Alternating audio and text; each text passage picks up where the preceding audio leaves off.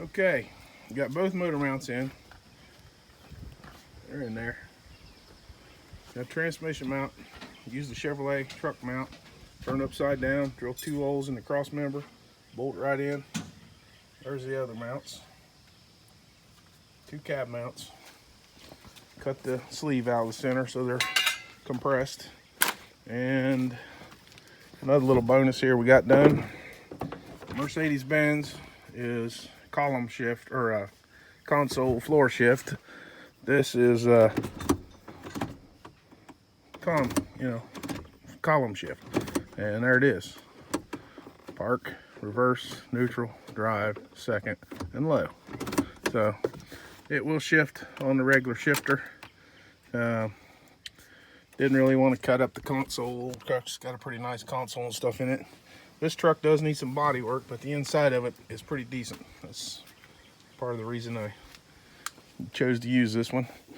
And it's 4-door, and I got Rugrats, 2 of them, and a grandson and a granddaughter that ride with me part of the time. So that 4-door part is important. And we've been known to take off and buy an engine or buy parts or something way far away, and we usually make a day of it and take more than one person with me. So I try to take my kids wherever I go whenever I can. So anyway, that's another reason I use this truck.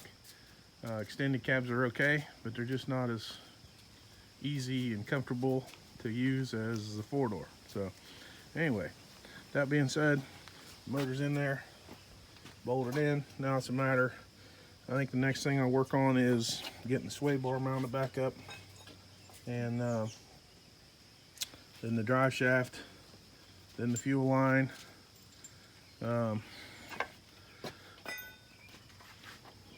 This thing is I don't know, it's gonna be it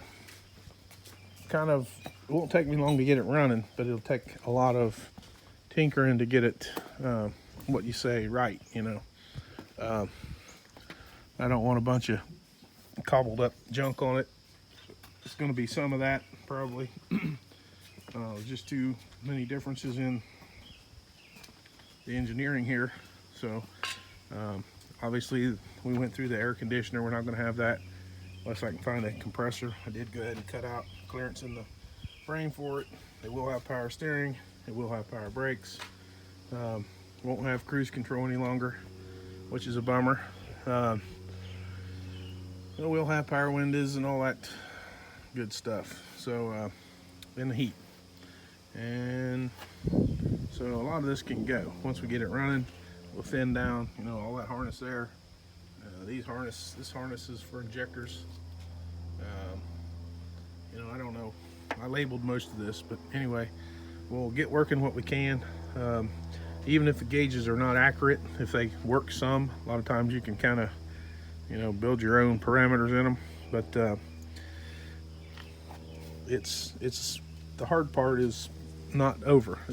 What I'm saying. Setting an engine in and getting it bolted down is easy a lot of times compared to, you know, it might take you. It took me all afternoon to get the transmission shifter to work. You know, it took me 3 attempts to get it. I didn't want it where it wouldn't go in park or it wouldn't go in low, or, you know, it's whatever, bound up. I want it to work, feel like it's supposed to. So that being said, I'm gonna go ahead and clean up this mess. Got my daughters out here, they're gonna help me. And it's supposed to rain tomorrow anyway, and I got dump trucking to do. But that's where we're at. I'm gonna cover it up, call it a day, and just blessed that we had a little bit of an evening here. We could work on it, and it wasn't hot as crap, and it wasn't raining. So thanks for watching, and anybody got any questions, lay them on me. Got any suggestions, I'm open to those too. So like and subscribe if you can.